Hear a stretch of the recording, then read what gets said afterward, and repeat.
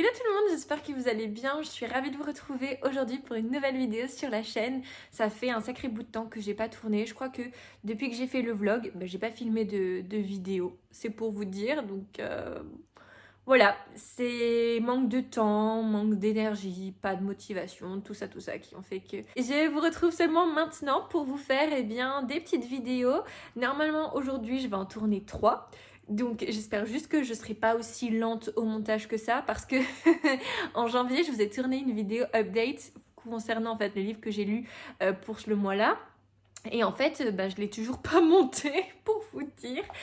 Donc écoutez, on va partir aujourd'hui sur une update lecture de tous les livres, donc hormis ceux de janvier que j'ai lus. Donc j'espère que la vidéo vous plaira et je vous propose qu'on la démarre tout de suite. Le premier roman dont j'ai envie de vous parler, c'est un livre que j'avais vu énormément passer à la période automnale. Logique, c'est de la cozy fantasy. C'est d'ailleurs un très bel objet livre que je n'ai plus en ma possession parce que c'était un emprunt à la bibliothèque. Donc je vous mettrai une photo de la couverture juste ici, puisqu'on va parler donc de la petite boutique au sortilège de Sarah Beth Durst, si je ne dis pas de bêtises. À chaque fois j'ai un doute sur le titre parce que je le confonds avec un autre bouquin, mais bon, c'est pas grave. Alors dans ce livre on va rencontrer le personnage de Kiela, qui est une bibliothécaire qui au tout début du récit va devoir quitter la capitale de manière assez précipitée puisqu'il y a une guerre civile qui est en train de pointer le bout de son nez. Et donc Kiela, elle va trouver refuge sur son île natale avec donc son assistant Kaz, qui est une petite plante qui parle. Et donc là-bas, elle va tenter de faire profil bas puisque en partant de la capitale, elle a récupéré certains livres qui contiennent des sortilèges. Et bien sûr, ça, c'était un peu quelque chose d'illégal. Donc c'est pourquoi elle veut absolument faire profil bas. Sauf que vous vous doutez bien que comme c'est une petite île que tout le monde se connaît, l'arrivée d'une étrangère, même si bon, elle n'est pas si étrangère que ça puisqu'elle a grandi sur cette île, ça va alimenter les ragots. Ajouter à ça une île qui manque cruellement de magie puisque avec tous les conflits qu'il y a autour de la capitale, les mages ne pouvaient plus approvisionner en magie l'île et donc tout ce qui permettait à la biodiversité de s'épanouir sur cette île est clairement en déclin. Vous allez également retrouver, notre héroïne va également retrouver un voisin plus que charmant qui va être aux petits soins pour elle et vous allez avoir une lecture vraiment très cocooning, un univers qui était vraiment sympathique, mais j'avouerai qu'il m'a manqué quelque chose. Alors mention spéciale quand même à Kaz, la plante qui parle, parce que vraiment c'était un personnage que j'ai adoré, il était choupinou à souhait. La plume de l'auteur est très belle, c'est assez addictif une fois qu'on est entré dans l'histoire, c'est très plaisant à lire, mais je m'attendais à quelque chose d'autre. Il m'a manqué quelque chose, je pense que je m'attendais vraiment plus à, avec tous les conflits qu'il y a, le fait qu'elle vole qu'elle vole, donc elle les vole pas, mais qu'elle prenne certains livres qui renferment des sortilèges sur son île. Je pensais que ça allait amener beaucoup plus de péripéties et au final, pas tant que ça. Donc j'avouerais que ça a un petit peu, selon moi, peut-être manqué d'action, alors qu'en réalité, comme c'est de la cozy fantasy, ça va vraiment être un univers très, comme son nom l'indique, très cocooning, où ça va être assez lent, où ça va vraiment être beaucoup de descriptions sur les univers et où finalement l'action va être un petit peu reléguée au second plan. Mais je sais pas, je m'attendais vraiment à ce que la magie soit beaucoup plus développée, qu'il y ait plus de choses qui se passent dans ce livre et selon moi c'est pour ça que je ressors un peu de cette lecture mitigée dans le sens où c'était sympa mais c'était pas ce à quoi je m'attendais et ce n'était pas ce que je voulais lire. Je m'attendais vraiment à un petit truc en plus.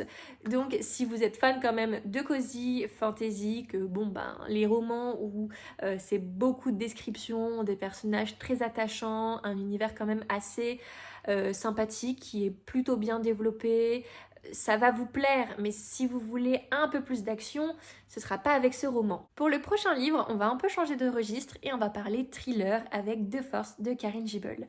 Si vous ne le savez pas, j'adore cette autrice, alors je suis loin d'avoir tout lu ce qu'elle a écrit, mais actuellement c'est mon 3e livre et j'aime beaucoup sa plume, j'aime beaucoup son style.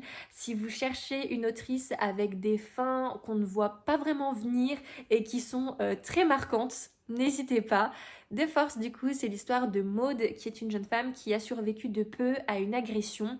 Et vous allez le découvrir très rapidement, mais la cible visée par cette agression, ce n'était pas réellement elle, mais plutôt son père, qui est un très grand chirurgien, qui, on va le découvrir, a commis quelques erreurs, que l'agresseur de Maud est bien décidé donc à lui faire payer. Et on va se rendre compte au fur et à mesure de ce roman que les personnes qui vont évoluer dans ce huis clos, eh bien, ne sont pas réellement ce qu'elles prétendent être. Et on va donc suivre eh bien, tout ce qui va se passer parce qu'une chose est sûre, il va s'en passer des choses. Autant vous dire que ce roman ne déroge pas à la règle, c'est toujours aussi prenant, les chapitres sont courts, donc en fait vous les enchaînez de manière très rapide. La fin vous laisse toujours un peu sans voix parce qu'il faut dire ce qui est, mais la force je pense des romans de Karen Gibel réside en ces épilogues qui sont vraiment un peu what the fuck, enfin je ne vous en dirai pas plus pour pas vous spoiler, mais c'est jamais ce à quoi on s'attend. Voilà, elle a une manière de terminer ce roman où on se dit ah oui, ok, eh ben jamais je veux être dans un de ces livres. Pour autant, même si je l'ai vraiment dévoré une fois que j'ai été totalement happée par voilà, ce huis clos dans lequel Maud va nous embarquer, j'avouerai que j'ai pas eu ce petit truc que j'ai pu ressentir avec Juste une ombre et Meurtre pour rédemption. Il m'a manqué un petit truc, je ne saurais pas ce que c'est pour vraiment être totalement à fond dans l'histoire. Mais voilà, c'est pas mon préféré. Pour autant, je ne peux que vous le conseiller parce que la plume de Karen Gibel est toujours aussi fluide, c'est toujours aussi percutant, prenant. Enfin bref, vous n'allez absolument pas vous ennuyer avec ce roman, même si du coup ce n'est pas mon préféré. Le prochain roman dont j'ai envie de vous parler, c'était un livre que j'attendais avec une grande impatience et on va parler donc du dernier roman de Taylor Jenkins Reid. Alors quand je dis dernier roman, plus pour très longtemps parce que je crois qu'il y a une nouvelle sortie qui a été annoncée pour le mois de mai, mais actuellement c'est toujours le dernier roman en grand format qui est sorti. Et donc on va parler de Atmosphère, comme vous le savez, de Taylor Jenkins Reid. Faut savoir que c'est une autrice que j'adore, je garde toujours un livre d'elle dans ma pile à lire, c'est un peu mon go-to si j'ai une panne de lecture ou autre. Je sais que c'est vraiment un genre de roman qui va toujours me plaire et qui va généralement me relancer dans la lecture. Donc, Atmosphère, c'est l'histoire de Joanne, qui est prof d'astrophysique. Et au début des années 80, la NASA va lancer une campagne de recrutement à laquelle Joanne va participer et d'ailleurs elle va être sélectionnée pour du coup participer au programme de la NASA qui vise à former une équipe d'hommes et de femmes pour pouvoir effectuer un voyage en orbite autour de la Lune. Et on va donc suivre eh bien, toute l'histoire de Joanne à partir du moment où elle va postuler jusqu'à eh bien, son ascension. Et j'ai beaucoup apprécié ce récit, même si, encore une fois, un peu comme pour Karen Gibel, c'est pas mon préféré de l'autrice. J'ai eu un peu de mal à rentrer dans l'histoire, pourtant hyper intéressant, très bien développé. J'ai adoré en découvrir plus sur la NASA, sur l'astrophysique, parce qu'on voit en fait que l'auteur s'est énormément documenté. Et d'ailleurs, elle le dit en fait dans les remerciements, elle a pu interviewer bah, voilà, des astronautes, enfin vraiment toute la démarche pour rendre l'univers beaucoup plus crédible était hyper intéressant, très immersif. J'ai adoré ça. Je dirais que là où ça a un peu pêché, c'est au niveau de la romance, puisque du coup Joanne va rencontrer quelqu'un lors de la formation. Donc il va y avoir en fait tous les questionnements autour de ça parce que elle n'avait jamais connu l'amour. Elle se voyait en fait finir sa vie avec sa sœur et sa nièce puisqu'elles vivaient ensemble et que Joanne a toujours en fait limite dédié sa vie à sa nièce et vice versa. Donc c'est vrai que pour elle rencontrer quelqu'un c'était absolument pas prévu et cette rencontre ça va totalement la chambouler et d'une certaine manière aussi ça va pas la révéler mais elle va totalement en fait s'épanouir, chose qui lui manquait dans sa vie. Et c'est vrai que, je sais pas, j'ai trouvé en fait que la relation était d'une certaine manière un peu trop précipitée. Je saurais pas trop comment vous dire, mais elle m'a pas plus que ça plu. Elle était chouette. J'ai adoré donc le personnage de Rachel. Pour autant, je sais pas, il m'a manqué un petit truc et je pense que c'est lié à la romance étonnamment. Je l'ai pas, elle m'a pas autant transcendée que dans ses autres récits. C'est ok, ça peut arriver, ou j'étais peut-être pas trop dans le mood, enfin bref, peu importe, mais En attendant, ça restait quand même, encore une fois, un très bon livre de Taylor Jenkins Reid. La plume est toujours aussi agréable à lire. Comme je vous l'ai dit, j'ai adoré voilà, tout l'univers sur la NASA. Le fait également aussi la représentation des femmes dans un monde exclusivement masculin, le fait de changer un peu, de faire évoluer les choses, les mœurs, j'ai trouvé ça hyper intéressant parce que bon, c'est un livre du coup qui prend place au début des années 80, donc forcément il y avait du progrès mais ça ne pouvait que s'améliorer et il y avait encore beaucoup de sujets qui étaient tabous. Donc j'ai beaucoup aimé voilà découvrir le personnage de Joanne qui va évoluer dans tout ça, qui est un exemple en fait même pour sa nièce parce que sa nièce du coup c'est son modèle Joanne et tout ça j'ai trouvé que c'était très très très bien amené de la part de l'auteur et vraiment si vous ne connaissez pas Taylor Jenkins Reid je ne peux que vous conseiller ces romans, vous n'allez absolument pas le regretter, c'est des page turners et ça vous fera à coup sûr passer un excellent moment. J'ai ensuite lu un recueil de poèmes modernes avec En l'absence du capitaine de Cécile Coulon. Ça faisait hyper longtemps que j'avais pas lu de recueil de poèmes. Je crois que le dernier que j'ai dû lire c'était la trilogie de Rupicor. Bon bah voilà, on ne présente plus Rupicor. C'est des recueils vraiment qui m'avaient énormément plu, qui m'avaient vraiment marqué et que j'avais trouvé très très très beau. Et donc là je me suis dit pourquoi pas en tenter un autre. Je sais plus comment j'ai découvert Cécile Coulon. Et donc j'avais choisi celui-ci, En l'absence du capitaine, parce que ce recueil est un hommage à sa grand-mère. Et autant vous dire que j'ai bien aimé, pour autant je suis un peu déçue dans le sens où autant certains poèmes m'ont énormément parlé, autant la majorité un petit peu moins. Donc j'ai été un peu déçue de pas autant accrocher. Je pensais vraiment beaucoup plus être être marqué et finalement, je sais pas trop comment vous expliquer ça, mais ressentir plus d'émotions en lisant les poèmes. C'était quand même très très poétique, ça mélange en fait voilà la poésie et la modernité. Je sais pas trop si je vais me comprendre, si je vais me faire plutôt comprendre, mais ça parle, ça c'est très parlant. Mais c'est vrai que ben, forcément, comme c'est un hommage à sa mamie, bon ben soit ça nous parle, soit ça nous parle pas. Et pour avoir connu le deuil, je pensais que ça me parlerait plus. Alors je me dis c'était peut-être pas le meilleur de ces recueils pour moi, dans le sens qui va plus me parler. Je lirai, je pense, Noir Volcan à l'occasion. Peut-être que lui me parlera plus.